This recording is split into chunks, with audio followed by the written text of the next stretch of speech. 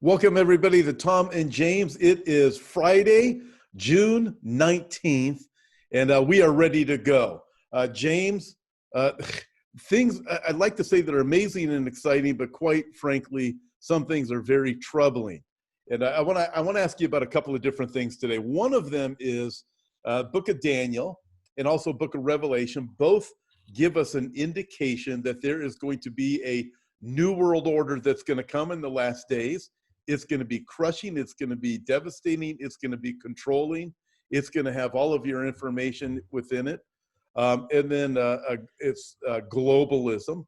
And then the other thing I want to ask you about is wars and rumors of wars, because what we're not hearing about because of between coronavirus and riots happening in America, we're not hearing about what's happening between China and even India this week. We're not hearing about what's happening between Russia and the United States this week, or even things going on with Israel. James, we got a lot to talk about. What do you think? I mean, I'm not sure what else to say. I mean, look, I did a video on this a couple of days ago, and basically, I really don't remember the name of the video. It was something to the effect of "Wake Up" or "Why does the Bible tell us to wake up?" It was something like that. You can get it on my Instagram page. Just follow me at James Cadiz. But anyway. It's one of the primary questions that gets asked in this video is, why does the Bible tell us to wake up, basically? Why is the Bible warning us? Why does the Bible tell us to be watchmen? Why does the Bible tell us to be vigilant? Why do we constantly get exhortations like this? And perhaps one of the greatest reasons why, and I spent an ample amount of time demonstrating this and discussing it, is because the enemy, our adversary, right, the one who hates us, he hates the world, of course, but he hates us even more as believers. He wants to distract us right now, okay? And it's a very, very good tactic. It's a, hey, look at this, look at this, look at this, look at this, while the real thing is going on back here. So there's a lot of distraction going on in the world right now. And you're right. As certain things are coming up to the forefront, like the race baiting that's going on and all the other stupidity that's happening, real serious things are happening in the background. Things that people aren't thinking about, things that people aren't computing. Like you said, the wars, the rumor of wars, really this global movement is crazy. It's gotten to the point where it's so out of control that I mean, you cannot deny what the Bible says about what's going to take place. And for those people that don't really know what happens in Daniel chapter 2, a real quick synopsis of it, it's really simple. Nebuchadnezzar has a dream, okay?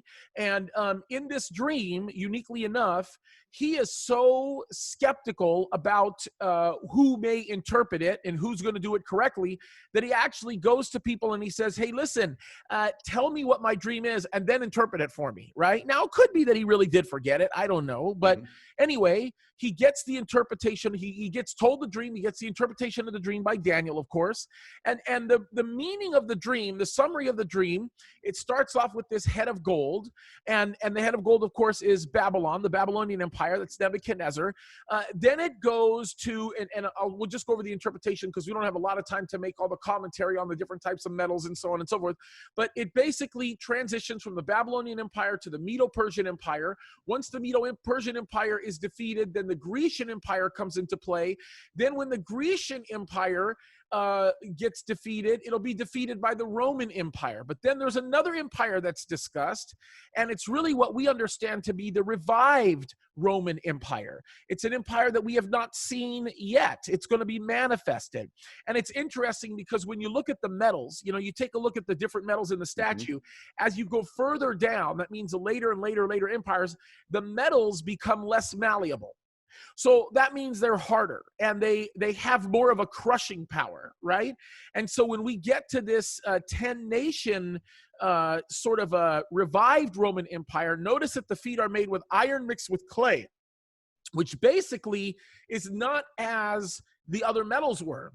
And it doesn't even necessarily follow the progression of the other metals, because what it clearly shows us, and of course, this gets revisited. Of course, we see this getting revisited in Daniel 7. Like you said, it gets revisited in Revelation. We see it all over the place getting revisited. But what ends up happening is this 10 world, or this 10 nation sort of a union ends up relinquishing all of its power to one person, who is the Antichrist, right? And so we know that that's going to happen. We know that that's going to take place. I believe that the world is going to meet the Antichrist after we're raptured. I think that we can prove that relatively easily in the Bible. But I think that's kind of what we're seeing right now. I think we're seeing the beginning of this formation of this global entity, especially with the globalist movement. And the reason why we're not seeing certain countries mentioned in specific times, at least in these current days, is because those things are distractors, right? Things are happening in the background while we're looking at the distractors, but the things in the background are the things we really need to be concerned with. Mm-hmm. And we're going to get to some of those things in the background in just a second. Let me read a couple of article titles and then some content in one of them, and I want you to take it from there. This is because of what's going on right now, and I believe what we are watching is going to help to form this new world order that Daniel wrote about and John also commented on in the book of Revelation. So here it is. Entire Florida SWAT team resigns after police chief takes knee with protesters, right? We keep hearing about police across the country are saying this isn't going to work. Police officers all over America are quitting their jobs because of the George Floyd protests. Paris in France, right? Paris, France, racial justice protesters chant anti-Israel, anti-Jewish slogans. So this thing is more than just the United States. It's a global thing. I was talking with your friend, my friend from Israel this morning, former major and tank commander, David Well. And we were talking about just this, that what's happening in America is very bad, and it is going to affect the rest of the world. And it's going to have repercussions. And ultimately, I told him, I believe Israel's going to, somehow this is going to get blamed on Israel and the Jewish people. If we have enough time, let's get back to that. But then here's this, a poll. Public vastly prefers all lives matter over Black Lives Matter by 2-1. But you don't hear that coming from CNN or the mainstream media. They would lead you to believe that that's not true. And then France, violent leftists hijack healthcare workers' protests, cause chaos. And then here's this one, James. How about people who think eliminating ICE and eliminating borders and eliminating the police are positive measures? Now, here's the thing. Consider this content in Daniel chapter 2, where you're just commenting. We'd had pandemics before, one's causing more death, especially when adjusted for population, but we never before embraced lockdowns, a cure worse than the disease. But at least the disease was a relative unknown, riots or not. People the world over know how to deal with riots, and this isn't by letting them metastasize so thugs can run wild, hurt the innocent, and destroy the nation. Yet our leaders fiddled while the country burned. You may recognize demoralization and destabilization as the first two steps in the process of communist subversion, explained well by Soviet defector Yuri Brezhnev, KGB agent, 1970. Bezmenov stated in the mid-'80s already that the process of demoralization, an undermining of a target's nations and morals that makes it ripe for revolutionary takeover, was basically completed already in the United States. And then it went on and said this, that there's been a great brainwashing process. It's already begun. And says this, he writes, sound familiar? Maybe a bit like people who can't figure out how to handle rioters and why it's necessary. How about people who think eliminating ICE borders and police are positive measures? Our society actually demonizes the elements of morality, virtues, while elevating vices. It goes on and talks about even the problem with this, it's all going towards a direction of this new world order.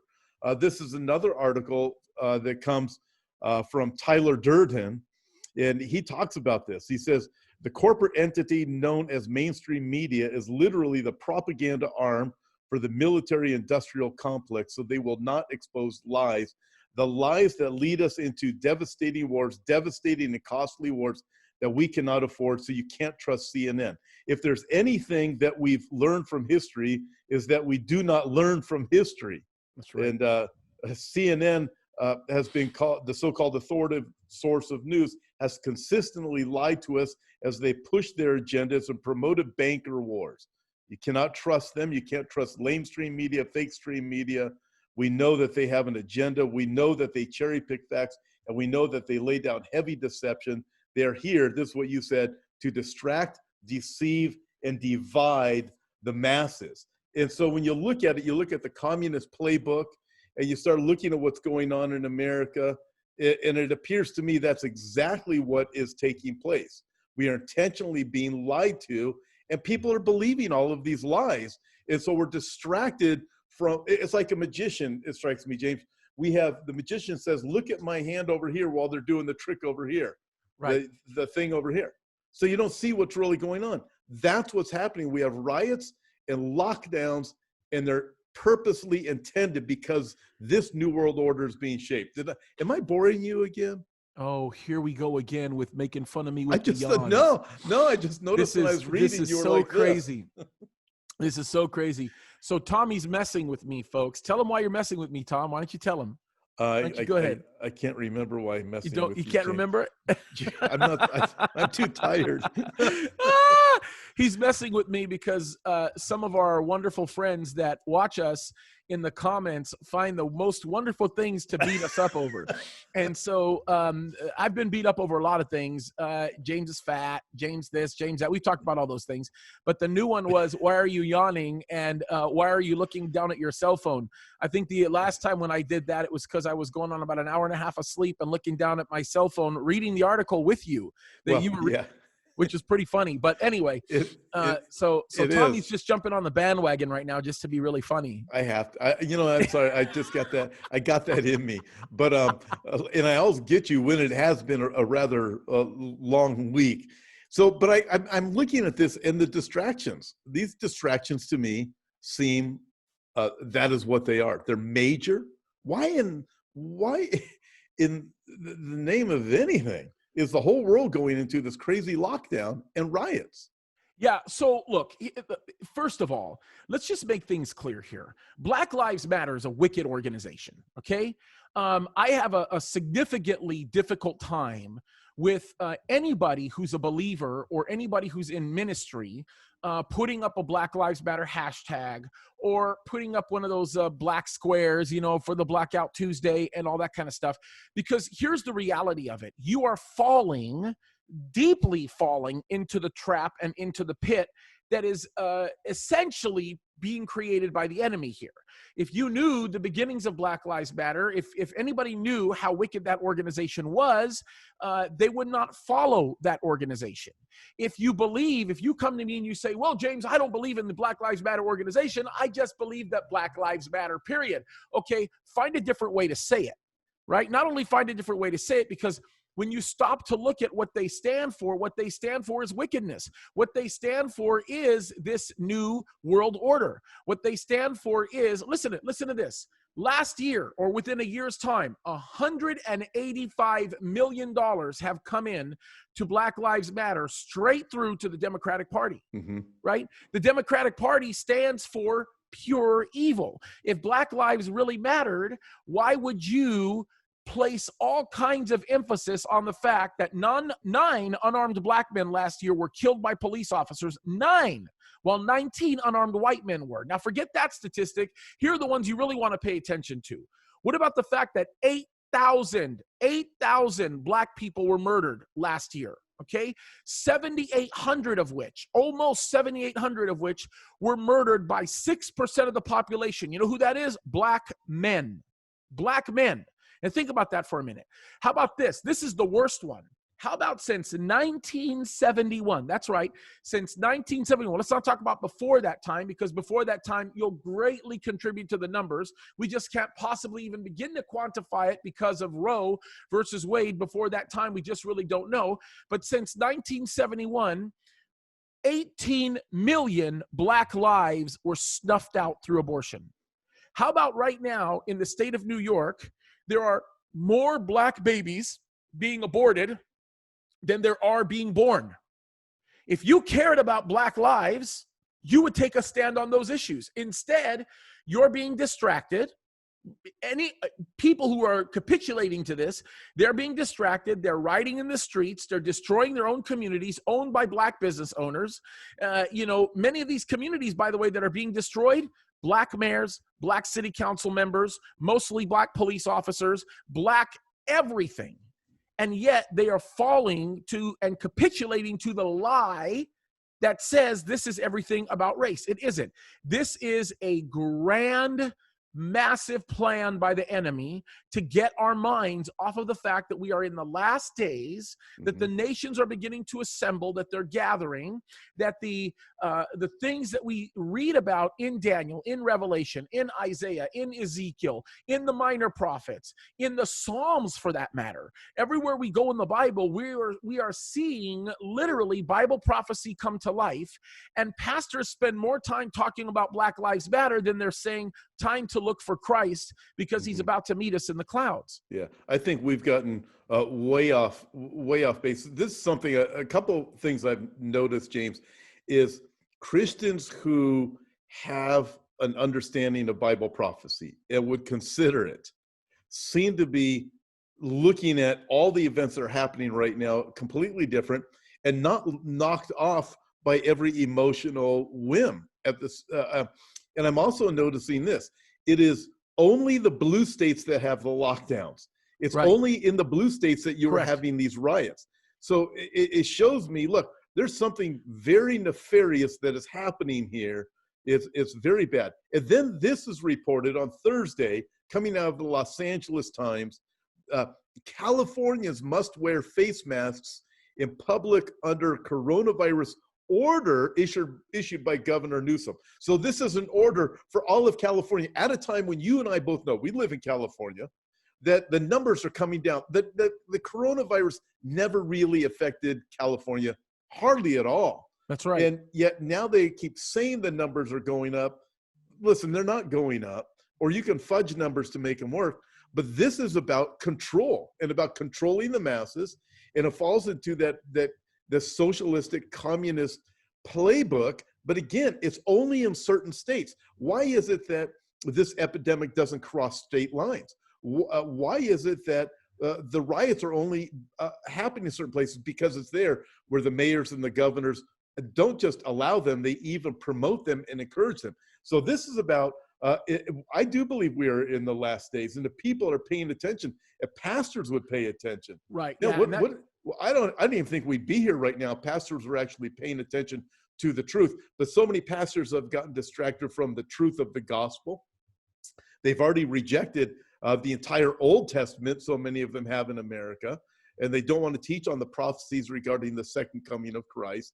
And they bought into the social justice gospel. And you and I get blasted for just saying, hey, this is the truth. And the truth offends. Yeah, and because it really is, look, here's the deal.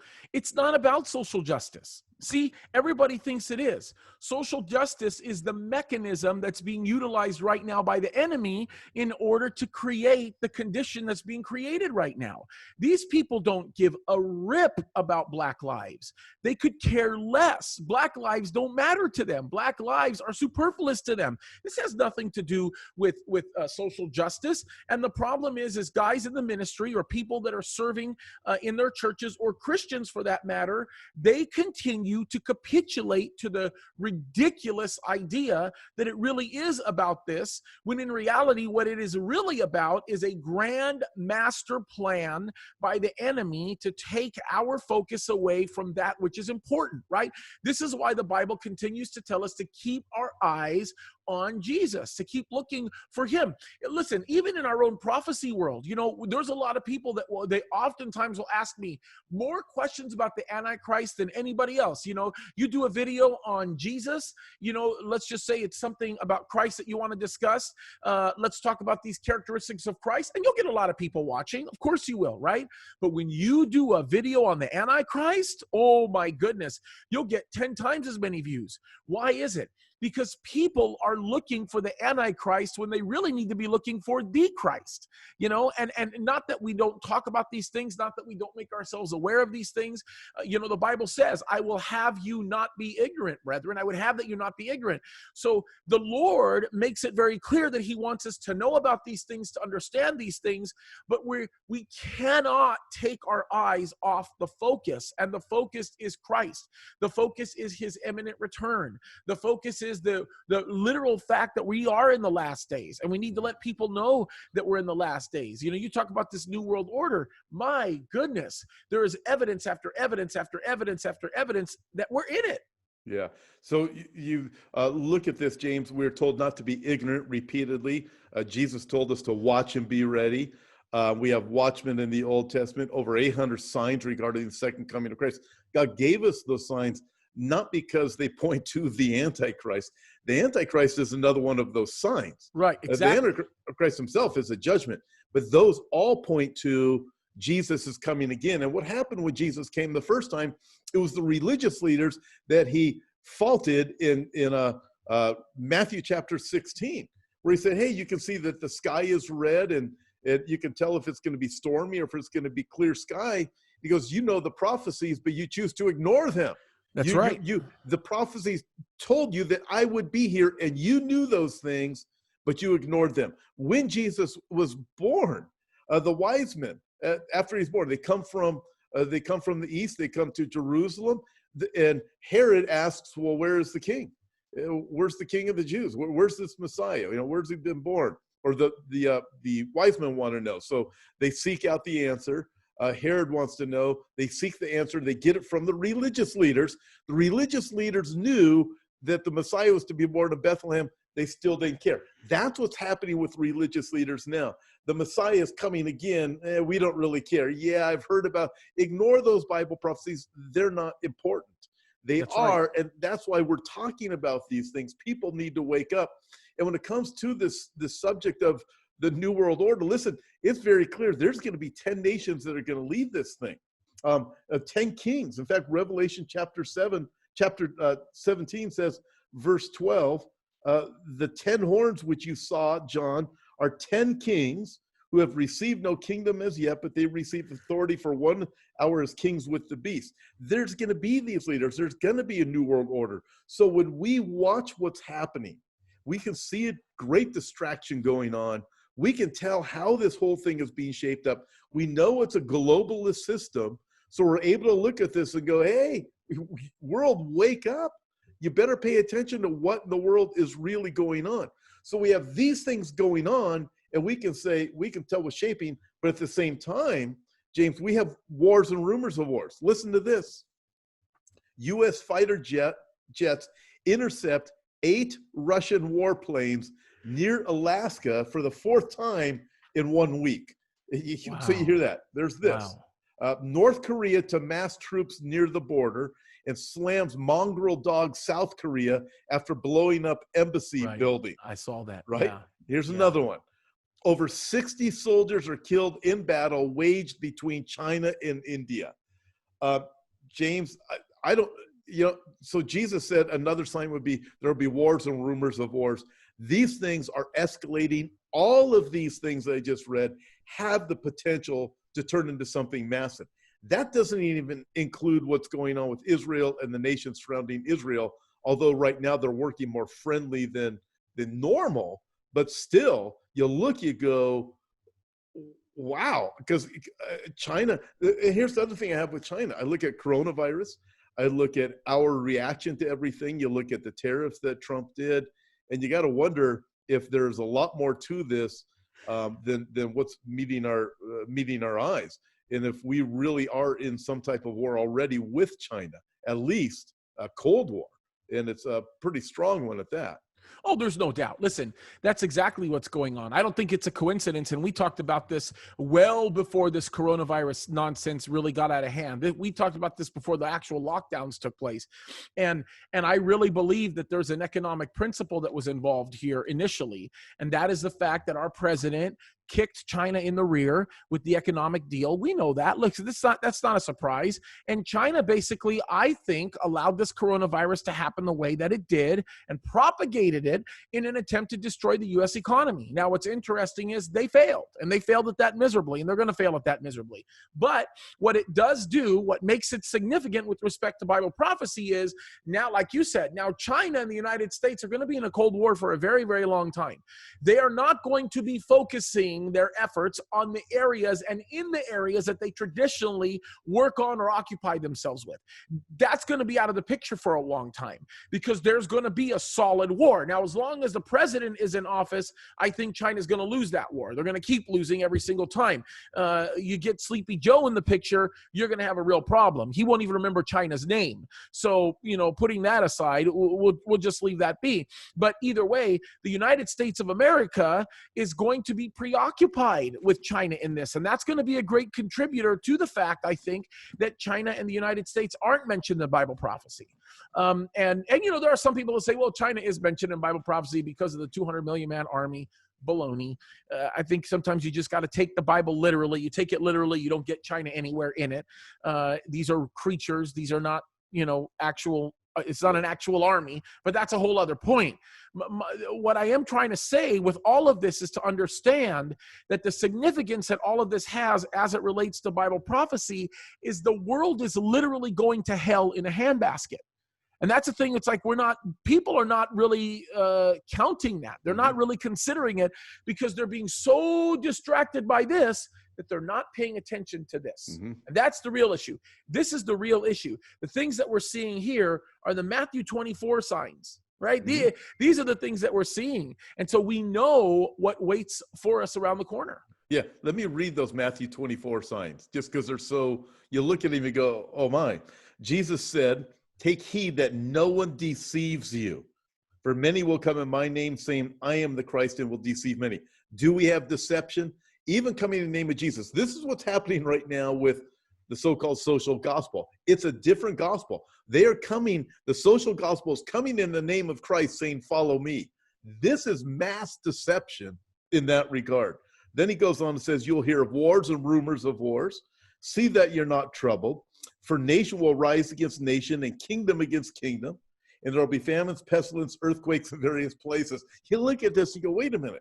You and I are hearing reports about famines that will break out all over Africa, that will have an effect on a significant part of the world.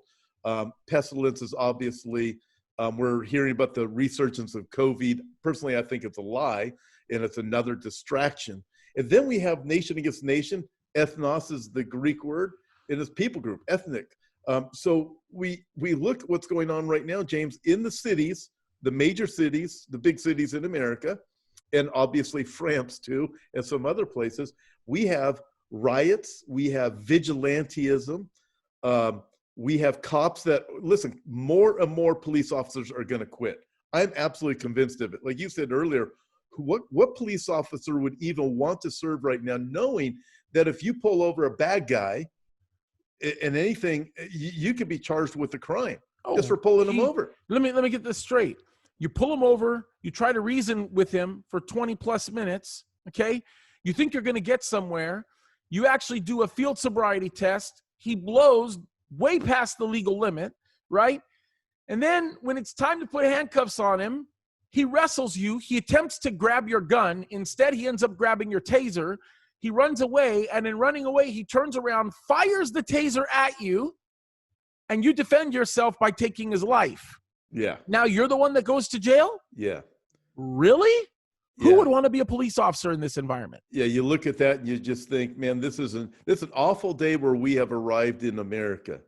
I got blasted yesterday on social media for being a racist, right-wing, I can't remember all the different words that were used for me. It was the longest title I ever had.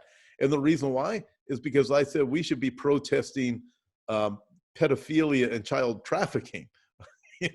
I mean, it's insanity where we've arrived. And then you look at this, I'm thinking if I was a cop, I wouldn't want to be a cop. I need cops to protect my neighborhood. I think most rational people are thinking, why on earth would you do this? So when I look at cities, the big cities, they're going to descend into everybody better protect themselves.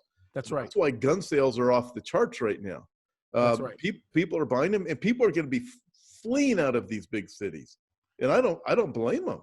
Well, you saw the president of the city council in Minneapolis got asked, hey, what are you going to do when your house gets broken into? Who are you going to call? Do you have a problem with the fact that you're not going to end up having the police? And you know what her response was? Talk about being distracted. Talk about a lie. Talk about not knowing the truth. She says, well, that was part of our white privilege. Yeah. That was her response. Yeah. You want to talk about demonic propaganda. Yeah. And this is, look, Tom, this is what it really comes down to. It comes down to this. Jesus is coming soon. Mm-hmm. Look, I would not be surprised.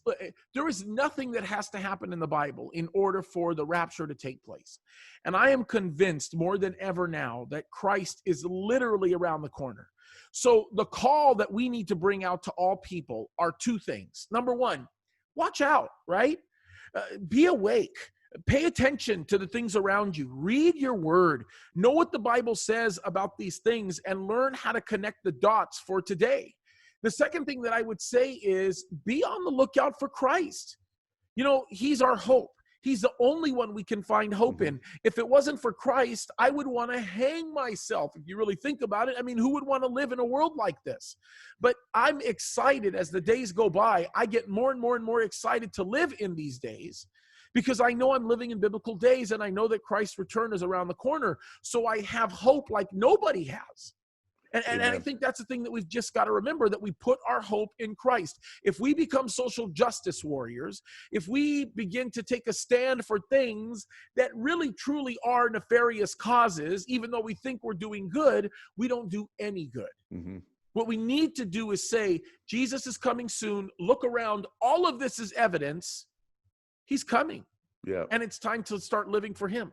Absolutely. And just a reminder for everybody, listen, this is why we do this, that people will wake up. Listen, I want to encourage you to make sure that you share this, you subscribe to this channel and also to James' channel, our Instagrams. You can also go there. You can follow James. He does videos every day. I do them 3 to 4 times a week. Subscribe and make sure that you share. Listen, Jesus is coming and we have got to be ready. Understand again, 800 signs of the second coming of Christ. When there are many religious people that ignored him at his first coming. They didn't care about the signs, even though they knew what the signs were. And that is happening today. Don't let that happen to you.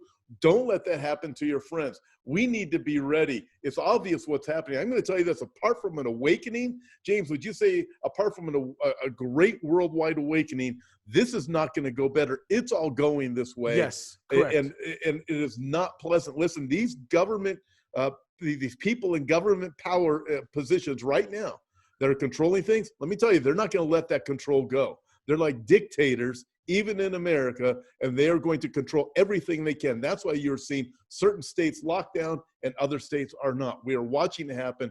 We are living in the last days. Look up, our redemption draws near. James, final words? The final word is exactly that, is it's time to take our eyes and to put them on Christ, because there is no other hope anywhere. If you're a patriot, you live in the United States of America and you really care about this country, then our only hope is Jesus.